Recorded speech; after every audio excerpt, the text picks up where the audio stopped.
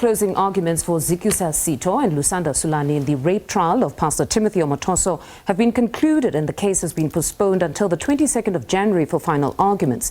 Both have refuted claims that they lured girls to the mission house in Durban to be sexually violated by Omotoso.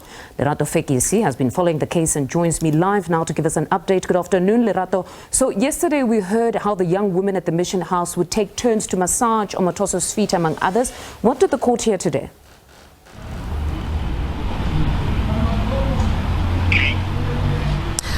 Well, a very good evening. Today we saw both the state and the defense wrap up their cross-examination of the two co-accused in the rape case, Pastor Timotho Omotoso.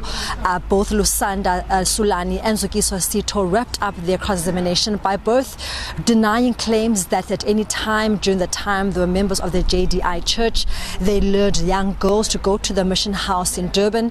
They denied any claims or any allegations that they violated the girls sexually. They also denied claims that at any time they worked together with Omotoso to coerce women or young girls to go to the notorious Durban house, the mission house in Durban. During her cross-examination, Lusanda Sulani, who is accused number 2, spoke of how she joined the church, that she was a member of the church in charge of the finance of the church, and the reason why she found herself at the mission house in Durban is because she was seeking what she calls spiritual alignment, and she had heard that the girls at the mission house have a very strict timetable in terms of prayer and fasting, and also they are disciplined young girls who are there to train in music or to grow spiritually. So out of that, she found herself at times visiting the mission house, but also stressing in her cross-examination that she didn't live there because she had a house also in Durban at the time, but she'd visit the mission house. When asked if she ever did visit Omotoso individually, she said yes, and some girls did, and she said she would visit him primarily for him to counsel her. She saw him as a father figure, and she says that he also helped her in terms of counseling, in terms of marital issues she had at that time. She also did stress that yes, Omotoso at times would ask young girls within the room singularly or as a group to massage him, and at other times young girls would offer their service of massaging his feet after a long day of rehearsals and a long day of assisting the girls in vocal training throughout the day. But she did emphasize that it was just massages, and not at any point did she receive any complaints of Omotoso allegedly molesting young girls.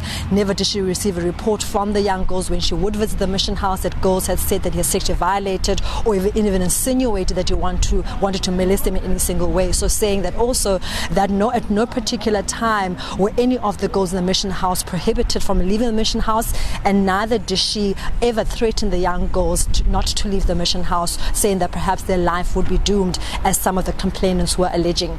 Then it got to the confession of Zukiswa Sitho, who equally also denied all claims of trafficking young girls to the mission house. She denied violating the girls sexually. She denied working with Omotoso to lure girls, whether through finances or threatening them to come stay at the mission house. She also denied claims that she threatened the young girls not to leave the mission house because they wouldn't grow vocally or wouldn't grow within the ranks of the choir.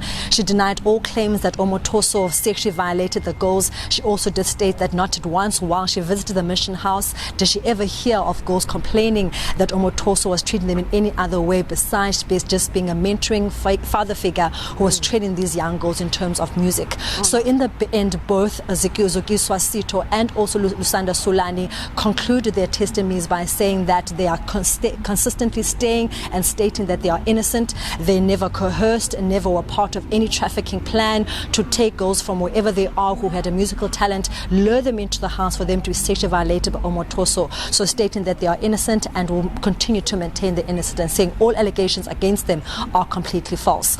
So now next year on the 22nd of January is when we're going to hear the closing arguments by the state and the defense, and then we'll have to wait for that long-awaited judgment by Omar Skuman. All right, Lerato, thank you very much for that update. That's SABC News reporter Lerato Fikisi.